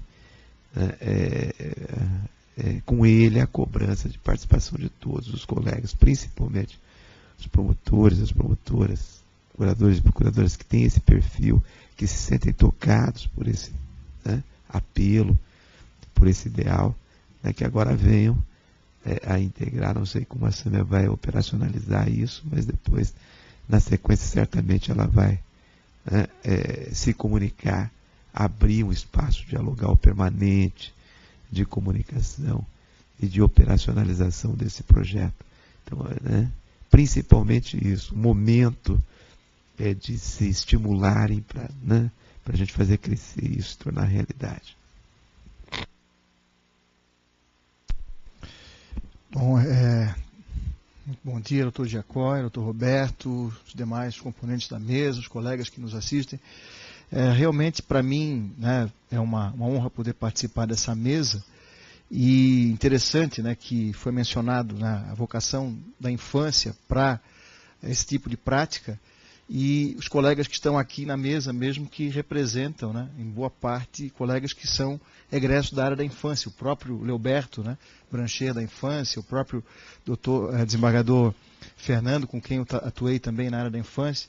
Então, e nós temos, como o Fábio mencionou, uma previsão expressa na lei do SINASE, né, e já tínhamos no próprio estatuto também isso previsto, mas a lei do SINASE veio, né, como princípio da própria atuação do poder público, não é nem do poder judiciário, mas do poder público em matéria de infância, diante da prática de um ato infracional para um adolescente. Um dos princípios expressos no artigo 35, né, no inciso 2, é excepcionalidade da intervenção judicial e de imposição de medidas, favorecendo-se meios de autocomposição de conflitos. É expresso na lei.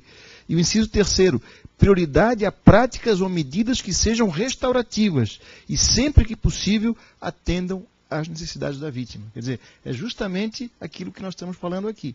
E é interessante que a lei fala não só da intervenção judicial. Aliás, essa deve ser excepcional. E quando ela fala na restauração, não fala só em justiça restaurativa, fala em práticas restaurativas, porque a ideia é que elas ocorram também fora do Poder Judiciário. Claro que nós temos que dar o exemplo, nós temos que trazer para o Judiciário, nós temos que trazer para as nossas instituições essa mentalidade, essa cultura, né, primeiramente. Mas, como eu costumo dizer, nós temos que ter não apenas uma política institucional em relação à matéria, temos que ter uma política pública. E uma política pública que atinja outros órgãos públicos, como é o caso das escolas. Mudando aquela prática tradicional de fazer com que a escola queira policializar ou judicializar situações que deveriam ser resolvidas no âmbito das escolas, a partir de uma intervenção pedagógica e não uma intervenção policial ou judicial. Então é necessário que nós, né, trabalhemos nas instituições, sim, mas nós também possamos trabalhar no sentido de mudar essa cultura na sociedade de um modo geral, porque nós temos, infelizmente, uma sociedade muito belicosa, né, que tem procurado cada vez mais o conflito ao invés do diálogo. E o que nós precisamos é mudar isso e oferecer à sociedade alternativas nos diversos espaços que a comunidade tem de convívio. Um deles é seguramente as escolas. Inclusive nós temos, né, modelos, nós temos material na página que permitem, né, implementar nas escolas os círculos restaurativos ou outros mecanismos até de mediação, de autocomposição de conflitos, que são as alternativas que a própria lei, que os regulamentos, né, que as resoluções dos conselhos estão, né, apontando para nós. Mas é fundamental que nós possamos também trazer para o debate, além das instituições do sistema de justiça, outros órgãos, né, que integram, né, no caso da infância, o sistema de garantia dos direitos da criança e adolescente. Para que nós possamos incorporar, por exemplo, né, no caso, puxando de novo para a área da infância, nos planos municipais, né, no plano estadual, mas especialmente nos planos municipais de atendimento socioeducativo, a previsão desses mecanismos, para que nós possamos ter isso à disposição, né, da sociedade.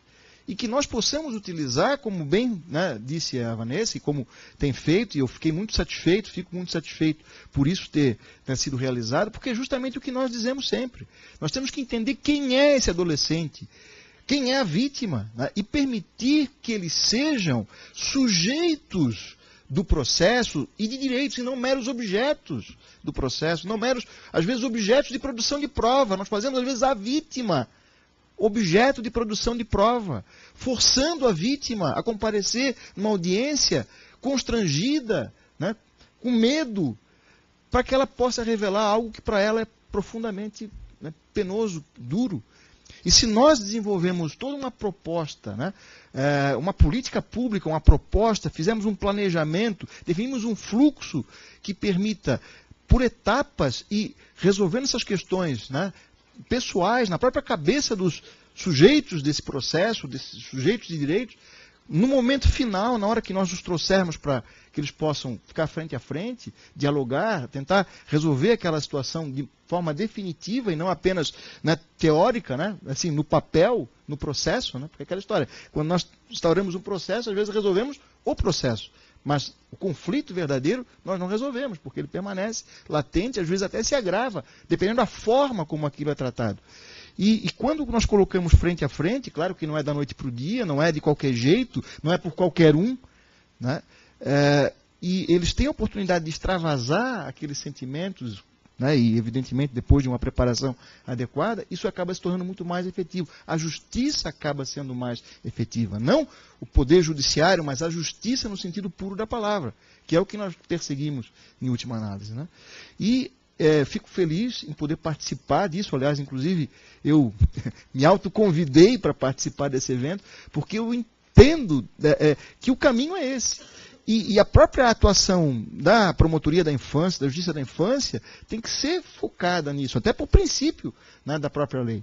E nós temos outros espaços também, por exemplo, trazendo aqui o Estatuto da Criança e Adolescente, não mais a lei do SINASE, né, a partir de uma alteração que ocorreu no ano passado, né, com a lei 13.010, aquela lei da palmada, né, lei Menino Bernardo, e que também é um outro exemplo de que quando faltou ouvir de uma forma adequada, qualificada, né, os sujeitos daquele processo, acabou se tomando uma decisão equivocada que levou até a morte daquele menino, né, e que isso nos sirva de lição para outros casos também. Mas essa alteração legislativa, ela prevê também, no artigo 70A do Estatuto, dentre, né, as cautelas que nós devemos ter, os mecanismos que têm que ser criados, né, pelo poder público, não só pelo poder judiciário, mas pelo poder público em matéria de infância, está lá. O apoio e incentivo a práticas de resolução pacífica de conflitos que envolvam violência contra a criança e adolescente. Não é aquela história de porque o pai agrediu o filho, automaticamente eu vou destituir o poder familiar, porque até às vezes o filho ele vai acabar sofrendo muito mais do que o próprio pai diante daquela situação. O afastamento da família, como foi o exemplo, né, da tribo, o afastamento daquele convívio acaba sendo mais danoso para a própria vítima do que a violência que ela sofreu inicialmente. E nós temos que procurar entender esse contexto em que aconteceu o fato, procurar entender o que pensa a vítima e o que pensam os autores a respeito daquilo, e a partir daí realizar uma intervenção que satisfaça verdadeiramente os interesses deles, e não aquilo que nós achamos que é o melhor para eles, que muitas vezes não corresponde ao que de fato é o melhor para eles. Então eu acho que é uma forma, né, de atuar diferente. E a forma de atuação, a forma de intervenção do poder público, ela é determinante para que aquela intervenção seja exitosa ou ela fracasse. Ainda que, teoricamente, né, nós conseguimos derrubar o processo, nós conseguimos vencer o processo, mas não vencemos o conflito. E, como eu disse, às vezes acaba havendo uma tragédia, como é o caso ali, pelo menos o que foi relatado no Menino Bernardo. Provavelmente aquele processo se encerrou, mas o menino continuou sofrendo e, no final das contas, acabou morrendo, né? Então, nós precisamos ir além disso. Precisamos ir nessa busca da justiça como ideal e precisamos encontrar essas formas alternativas, mas institucionalizadas. Mas, né, não como uma iniciativa louvável, né, de promotores, de juízes, mas algo que a instituição vai incorporar como algo que deve ser reproduzido por todos e não apenas as instituições, Ministério Público e Judiciário, mas o poder público, de um modo geral, incorporar isso como uma das suas alternativas de atendimento, né, a situações de conflito em geral, mas especialmente quando há envolvimento de crianças e adolescentes.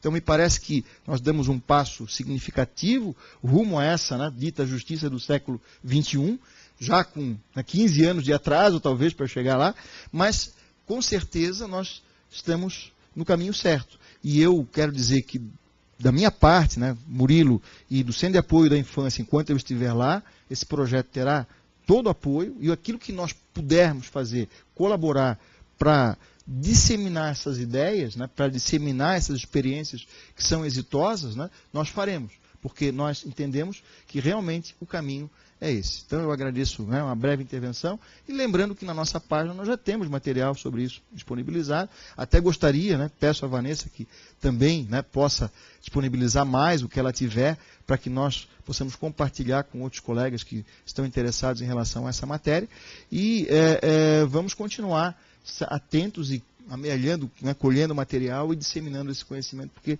realmente, para mim, é o que nós gostaríamos de ver difundido em todo o Ministério Público, em todo o Poder Judiciário, como uma alternativa. Não é para tudo, evidentemente, mas que é uma alternativa importante que deve ser considerada, até em questão, né, não só da infância, mas de família. Quando a gente vê hoje nessa preferência que se dá para a guarda compartilhada, aliás, né, quase que obrigatória agora, não adianta você querer fazer uma guarda compartilhada se você não conseguir trabalhar a questão da belicosidade, da animosidade entre, né, o casal, porque isso vai seguramente gerar um reflexo negativo para a própria criança. A própria forma como essa guarda compartilhada ela deve ser executada, deve ser exercida, ela tem que ser devidamente planejada, discutida, né, entre, né, os sujeitos dessa relação processual, para que eles possam fazer isso de uma forma adequada. E tudo isso demanda o conhecimento. E nós precisamos ter profissionais qualificados para poder realizar as intervenções da forma como devem ser. Porque não basta simplesmente chegar, colocar frente a frente uma pessoa e dizer para apertar as mãos. É preciso todo um trabalho de preparação e é preciso que as pessoas que estão envolvidas nesse processo, não judicial, mas esse processo de reaproximação e de solução de conflitos, estejam preparados para poder realizar as abordagens, as intervenções preliminares, né, durante o próprio processo, o ciclo restaurativo, e posteriores para que nós nos certifiquemos que, de fato, aquela situação de conflito ela foi resolvida. E isso em outras áreas também, né, que poderíamos aqui citar, mas por falta de tempo, né, vou me furtar e não farei. Então, eu agradeço mais uma vez a oportunidade de estar aqui, né, no momento em que eu pedi a doutora Sêmia prontamente, né, ceder o espaço e dizer que, né, estamos do lado, né, do Poder Judiciário, Ministério Público, e faremos o que tiver ao nosso alcance para fazer com que esse projeto tenha o êxito que nós temos certeza que terá. Só nessa perspectiva das áreas possíveis, né, estava eu pensando aqui nos núcleos que nós temos lá no Centro de Apoio de Direitos Humanos e desde logo eu já identifiquei, né, essa prática de crimes de racismo, ou de crimes movidos pela discriminação racial, ou em relação à população LGBT, né? Quer dizer, em quantos campos, né, é possível você ter uma atuação positiva, né, a partir da justiça restaurativa? Olha, eu gostaria até de contar com a participação de todos, mas nós temos uma premência do tempo. Não sei se alguém quer fazer algum registro ainda. Quer fazer, doutor Bruno? Desculpa. Fazer outros para poder possibilitar mais. A participação é bem simples, doutora Sandra, cumprimentando a todos, né? Prazer enorme participar dessa mesa e saber que nós contamos agora com o planejamento do Ministério Público mais esse projeto, que as áreas especializadas terão que ajudar a escrevê-lo, né? Para que ele possa mesmo ter uma penetração e uma eficiência que todos nós esperamos. Só para dizer que Giordano Bruno, né, durante muito tempo foi para a cadeia, e teve que renegar sua fé porque ele contrariava, né, um conceito que até então era de que a Terra era o centro do universo. Nós estamos tentando agora abrir novamente discussão sobre dogmas da justiça, né, que talvez possamos sofrer ataques como eles, cientistas, sofreram há muito tempo, e alguns foram até queimados em fogueiras porque estavam contrariando um conceito de que não se podia dizer que a Terra não era o centro do universo, né? Nós estamos dizendo que o processo não é o centro da justiça, né? É o homem, né? Nós estamos tentando estabelecer que a justiça é feita para o homem e não para o processo em si ou para aqueles que manipulam, utilizam o processo. É uma nova dogma que nós estamos tentando derrubar. E no planejamento do Ministério Público, só queria dizer isso, desde o início, a nossa luta de evitar essa influência de cima para baixo, né? Engessando o homem, né? Todo o nosso planejamento está sendo constituído, e o meu discurso é muito claro, quem tem me acompanhado, que o magistrado, o juiz ou o magistrado promotor, nós temos que preservar essa liberdade, né, essa forma de atuar, senão nós vamos tornar-nos apenas robôs nesse pós-modernismo que estamos vivendo, né, da robótica, do processo digital, etc., esquecendo dos aplicadores da lei e dos sujeitos, né, e destinatários da lei.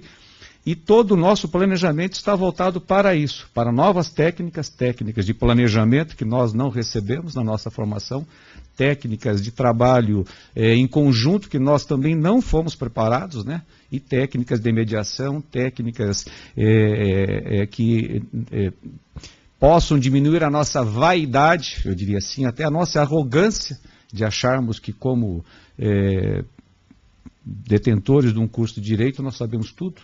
Né? E não sabemos tudo, porque para aplicar o nosso ofício, nós precisamos de outras especialidades, né? Então nós precisamos ter a humildade de reconhecer um outro técnico que possa me auxiliar a fazer justiça. Então eu fico muito contente, apenas dizendo que agora nós temos um grande desafio, né? Que é fazer com que o projeto possa se tornar operacional e atingir né, as pontas, atingir as promotorias. Tá? Muito obrigado, um grande abraço. Eu agradeço as exposições, assim, foram, embora eu conheça todos aqui e saiba da riqueza do conhecimento que detém e tal, mas elas foram para muito além das minhas expectativas. Acho que foram muito esclarecedoras, passaram até para além da mera sensibilização dos que estão nos assistindo. Acredito mesmo que se tornaram mensagens de estímulo muito forte a uma nova forma. Eu acho que nós estamos aqui marcando um dia emblemático, que pode efetivamente servir esse 8 de abril de 2015 como uma data que vai no futuro ter um significado maior, né, para o sistema de justiça como praticado aqui e como pode vir a ser praticado e melhorado no estado do Paraná. Apenas para registrar, já que é o lançamento do projeto, que o projeto, ele, na minha concepção, né, agora ele já não é mais meu, uma vez que criado, colocado, ele vai ter o seu rumo próprio. Mas numa concepção inicial, eu acho que os próximos passos dele seriam o mapeamento, né, no estado do Paraná, das práticas hoje em execução, das práticas autocompositivas, que estão em execução, tanto pelo Ministério Público quanto pelo Poder Judiciário, né? E depois ele se assentaria, na forma como foi gestado, num tripé. Análise dessas práticas, discussão em mesas, em encontros, sobre como é que nós podemos expandir essas práticas restaurativas. Hoje bem aplicada já na área da infância, eventualmente nos juizados, não sei, juizados especiais, não sei se estão sendo aplicadas, em varas de família, né? Como é que nós vamos ter que estudar isso, obviamente, tem o outro pé, né? O outro pé que é o da capacitação, né, de fornecer capacitação para compreensão, conhecimento a respeito disso, e aí as mesas de discussão, que são um pé, como é que nós podemos aplicar isso? Quais práticas podem ser disseminadas? Quais são os limites que temos? Né? Então, isso tem que ser decidido em conjunto com toda a classe, e depois a implementação. Né? Aí com o apoio da Procuradoria-Geral, com o apoio do Judiciário, enfim, a parceria que se estabelece entre as instituições, a advocacia também tem que ser muito sensibilizada, né? A Defensoria Pública, etc. Então, eu acho que esse é o caminho do projeto. Como é que ele vai se transformar, como é que ele vai chegar lá no final, pode até nos surpreender. Né? Então, eu agradeço. Doutor Maurício, desculpe, que estão mas se quiserem fazer algum registro, Maurício, Cristina, está à disposição aí. Vamos discutir muito ainda. Obrigado pela oportunização de estar participando desse evento de lançamento do projeto. Só uma breve consideração. É com muito entusiasmo, né, que nós, ali do Centro de Apoio Criminal, vemos a maneira efusiva assim, de lançamento desse projeto de justiça restaurativa.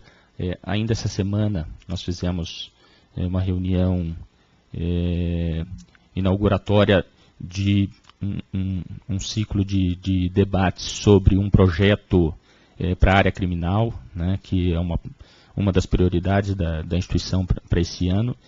E dentre temas prioritários que nós consideramos que são importantíssimos, né, para debate na área criminal, e o nome do projeto idealizado para a área criminal seria um projeto de modernização permanente da área criminal. Dentro dos temas que nós entendemos como prioritários está o da justiça restaurativa, né, de práticas restaurativas. Então isso se sintoniza com os objetivos do Centro de Apoio Criminal, e a ideia seria justamente, se possível, né, depois nós podemos afinar esse discurso, fomentar essas discussões nas regionais do Ministério Público, né, ao longo do Estado, fomentar esse tipo de discussão sobre, por exemplo, né, a justiça restaurativa, para que isso possa se transformar numa cultura de iniciativa de práticas concretas, né, pela instituição. E de início, a gente até vislumbra, né, uma possibilidade atual que está sendo trabalhada em conjunto, né, pelo Tribunal de Justiça e pelo Ministério Público e por todos os órgãos envolvidos com a segurança pública, que seria a via da audiência de custódia. Nós estamos idealizando esse projeto, que é um projeto do Conselho Nacional de Justiça, de iniciativa do presidente do Supremo Tribunal Federal e do Conselho, que é o ministro Lewandowski, que é a realização da audiência de custódia, que conta com um projeto piloto no estado de São Paulo e possivelmente o estado do Paraná seria, então, o segundo estado da federação a adotar esse projeto, que constitui, na realidade, a humanização do procedimento de prisão em flagrante, né? Nós estamos em débito com o Pacto de São José da Costa Rica desde 1992, né? Estamos trabalhando já em mora, né?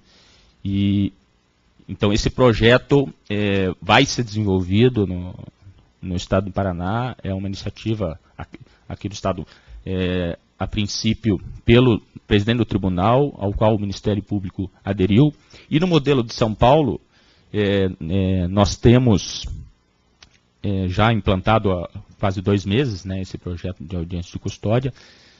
Funcionam centrais de mediação de conflito agregadas às centrais de audiências de custódia, e nas quais há a possibilidade de inserir práticas restaurativas, inclusive com financiamento de verba, por verba federal do Ministério da Justiça, que também participa desse projeto em conjunto com o CNJ. Então o Centro de Apoio Criminal se coloca à disposição para a execução desse projeto, né? Já era uma ideia também nossa, e que com muita satisfação nós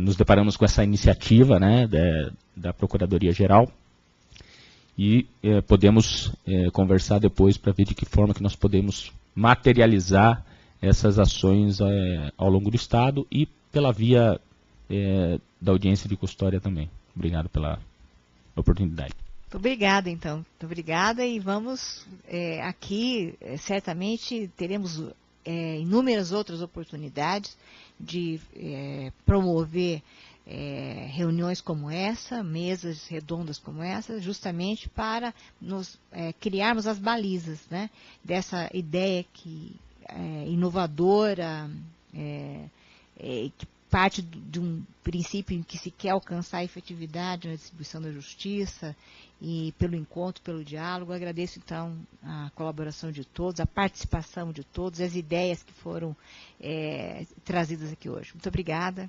Está encerrado.